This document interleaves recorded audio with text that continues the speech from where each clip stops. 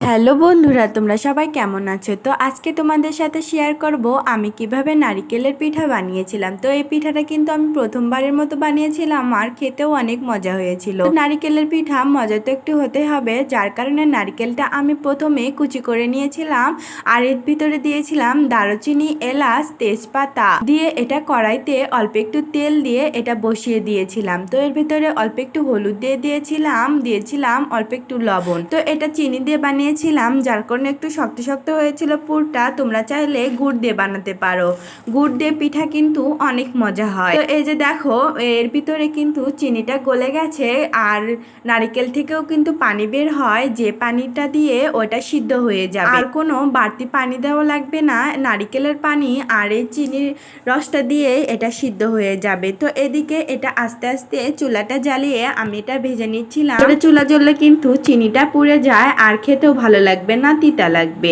তো আমার নারকেলের পুরটা রেডি হয়ে গেছে, এখন আমি রুটি বানাবো। তো রুটিটা বানানো আর না দেখায়, কারণ আমার রুটি একটাও সুন্দর হয় না। তো রুটি বানানো না ডিল হলেও পিঠাগুলো কিন্তু অনেক সুন্দর হয়েছিল, আর এই পিঠার ডিজাইনটা কিন্তু আমার বোনের থেকে শেখা। তো আমার পিঠা বানানো হয়ে গেছে, সবার দাওয়াত রইল, সবাই কিন্তু চলে আসে। তো আজ এই পর্যন্তই, আল্লাহ হাফেজ সবাইকে। আর যে যে ফুল ভিডিওটা দেখেছো সবাইকে ধন্যবাদ।